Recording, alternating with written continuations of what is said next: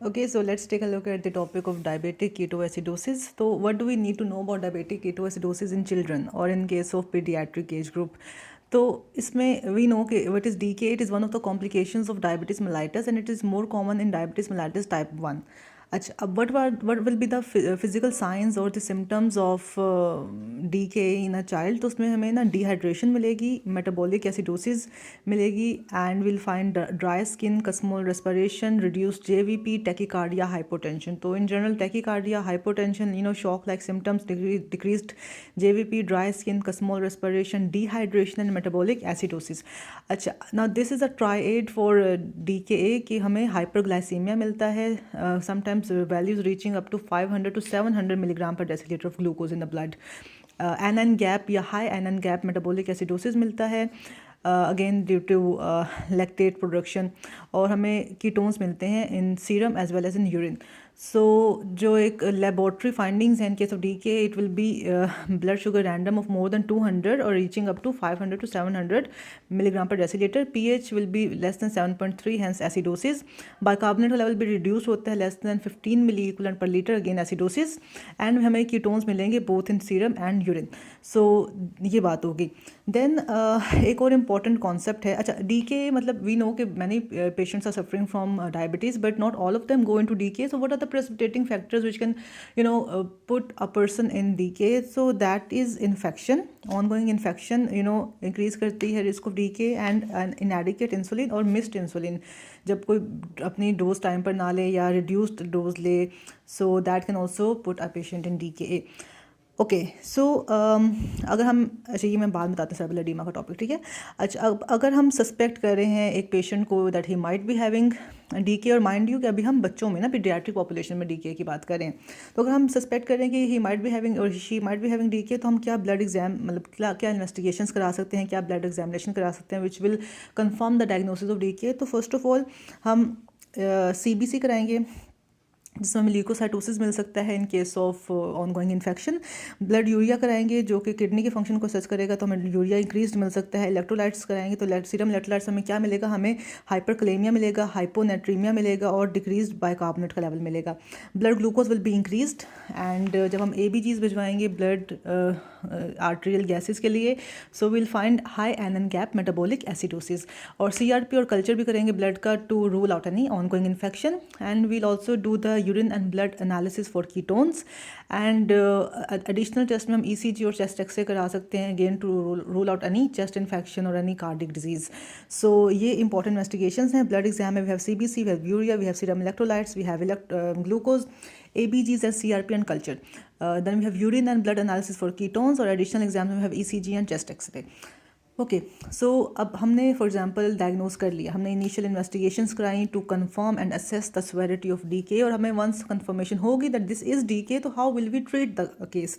So treatment will initially we started with IV rehydration. हम rehydration कराएंगे with fluids. हम इसमें नॉर्मल सलाइन भी यूज़ कर सकते हैं, रिंगर लैक्टेट भी यूज़ कर सकते हैं. और ना एक फॉर्मूला होता है बच्चों में ना फ्लूइड रिप्लेसमेंट की कैलकुलेशन का कि कितना फ्लूइड रिप्लेस किया जाए. तो जो फ्लूइड रिक्वायर्ड होता है ना बच्चों में, that is equal to the deficit and maintenance. Because जो एक DK में बच्चा होता है ही इज़ डिहाइड्रेटेड और शी इज़ डिहाइड्रेटेड, तो उसमें हमने डेफिसिट्स को भी करना होता है कैटर, और साथ में हमने मेंटेनेंस भी देनी होती है जो ऑन गोइंग लॉसेज हो रहे हैं उनके लिए. सो डेफिसिट की कैलकुलेशन में हम कैसे करते हैं, तो हम 100 ml into weight in kg, जिसको मल्टीप्लाई करते हैं जितना फ्लूइड आता है वो हम डेफिसिट्स में कंसिडर करते हैं. 100 ml into weight in kg. और जो मेंटेनेंस है, मेंटेनेंस फ्लूइड एज पर डिपेंड करता है. अगर तो 0 to 10 kg का बच्चा है, ठीक है, सॉरी वेट पर डिपेंड करता है. अगर तो 0 to 10 kg का बच्चा है तो उसमें तो होगा 100 ml पर kg. It is quite simple.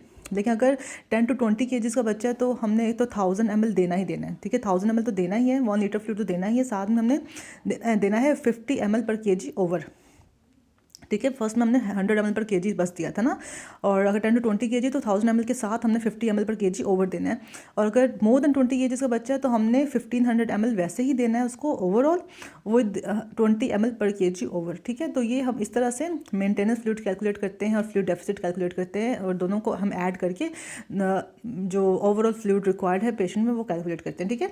अच्छा, एक तो हमने फ्लूइड रिससिटेशन करना है. अब फ्लूइड रिससिटेशन अगर हम बहुत तेज़ करें या ज़्यादा ओवर हाइड्रेट कर दें पेशेंट को तो उसमें कॉम्प्लिकेशंस होती है, जिसे हम कहते हैं सेरेब्रल एडीमा। तो सेरेब्रल एडीमा भी इन पेशेंट में डेवलप हो सकता है। तो इसमें हमें क्या मिलता है, पेशेंट ड्राउजी हो रहा होता है, उसका जीसीएस रिड्यूस कर रहा होता है, कन्फ्यूजन होती है, सीजर्स होते हैं, इनकॉन्टिनेंस के फीचर्स होते हैं।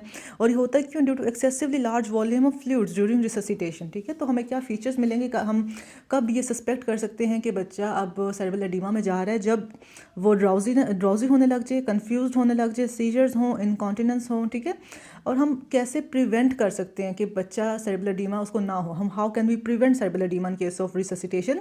तो हम ये कर सकते हैं कि हम स्लो मेटाबॉलिक करेक्शन कर सकते हैं, हम स्लो रिहाइड्रेशन कर सकते हैं, और we have to be vigilant regarding signs, early signs of headache and changes in the GCS score. अगर वो हेडेक की कंप्लेंट कर रहा हो या उसका जीसीएस फॉल कर रहा हो तो we should be vigilant that this might be due to excessive hydration.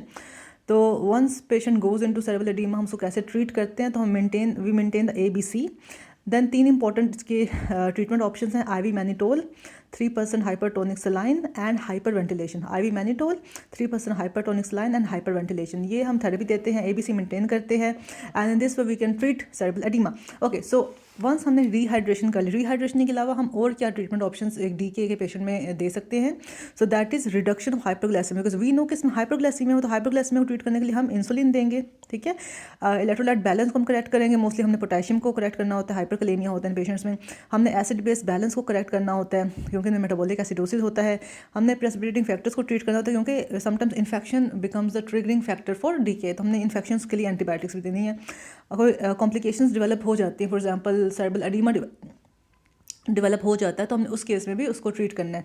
सो जो ट्रीटमेंट ऑप्शन है for DK, that is fluid resuscitation, deficit है 100 ml into kg into weight into kg, और मेंटेनेंस के लिए we have age different weight categories. For 0 to 10 kg हम देते हैं 100 ml per kg, for 10 to 20 kg we give 1000 ml with 50 ml per kg over, for more than 20 kg we give 1500 ml with 20 ml per kg over. ठीक है, reduction करते हैं hypoglycaemia की, correction करते हैं इलेक्ट्रोलाइट इम्बैलेंस की, correction करते हैं एसिड बेस इम्बैलेंस की, करेक्शन करते हैं प्रेसिपिटेटिंग फैक्टर की, और ट्रीटमेंट करते हैं कॉम्प्लिकेशंस की। So this was all about DK in a patient.